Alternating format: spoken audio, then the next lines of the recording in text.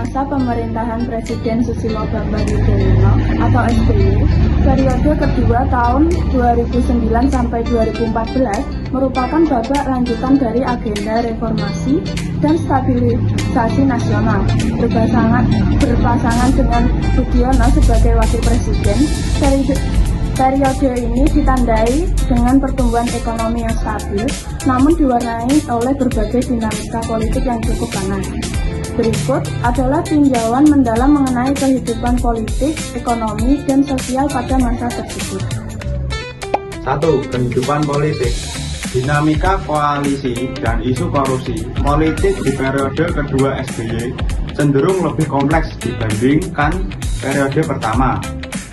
Meskipun menang mutlak dalam pemilu, tantangan dari parlemen dan internal koalisi tetap tinggal.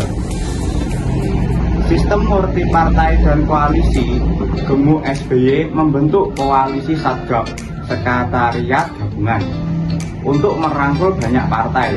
Namun koalisi ini seringkali tidak solid, terutama saat berhadapan dengan isu-isu sensitif. Kasus korupsi besar periode ini diwarnai oleh terbongkarnya kasus-kasus korupsi yang melibatkan oknum pejabat tinggi dan anggota partai penguasa seperti kasus Wisma Atlet, Hambalang, dan Bank Senturi. Hal ini berdampak pada fluktuasi kepercayaan publik. Hubungan internasional, Indonesia semakin aktif di panggung global, memperkuat posisi di G20 dan memimpin ASEAN pada tahun 2011 dengan semboyan Thousand Friends Zero Enemies. Kedua, kehidupan ekonomi. Yang pertama, pertumbuhan di tengah krisis global secara makro. Indonesia dianggap sebagai salah satu negara dengan ketahanan ekonomi terbaik di Asia Tenggara saat itu. Yang kedua, pertumbuhan PDB. Ekonomi Indonesia rata-rata tumbuh di angka 5% hingga 6%. Indonesia berhasil melewati dampak krisis finansial global 2008 dengan relatif smooth.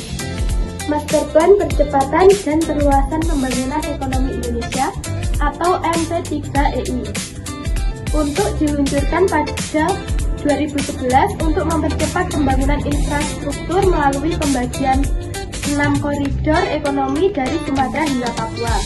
Pertama, investasi asing. Kepercayaan investor meningkat, ditandai dengan pencapaian investment atau layak investasi dari lembaga pemeringkat internasional seperti Fitch dan Moody's. Kedua, kebijakan BBM.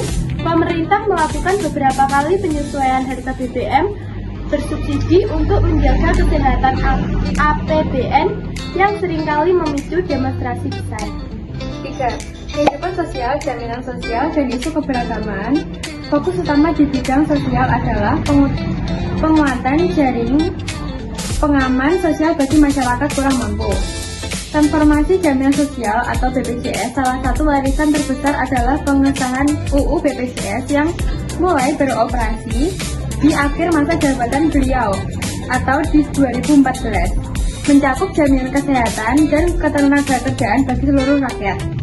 Program bantuan tunai atau kelanjutan dari program seperti BLT biasanya disebut bantuan langsung tunai yang bertransformasi menjadi bantuan langsung sementara masyarakat atau PLSM sebagai kompensasi kenaikan harga BBM.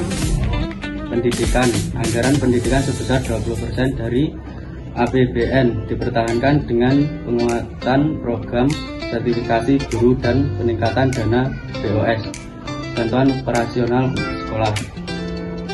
Tantangan intoleransi. Di sisi lain, periode ini juga mencatat tantangan terkait meningkatnya insiden gesekan antar kelompok agama di beberapa daerah, menuntut perhatian lebih pada penegakan hak asasi manusia.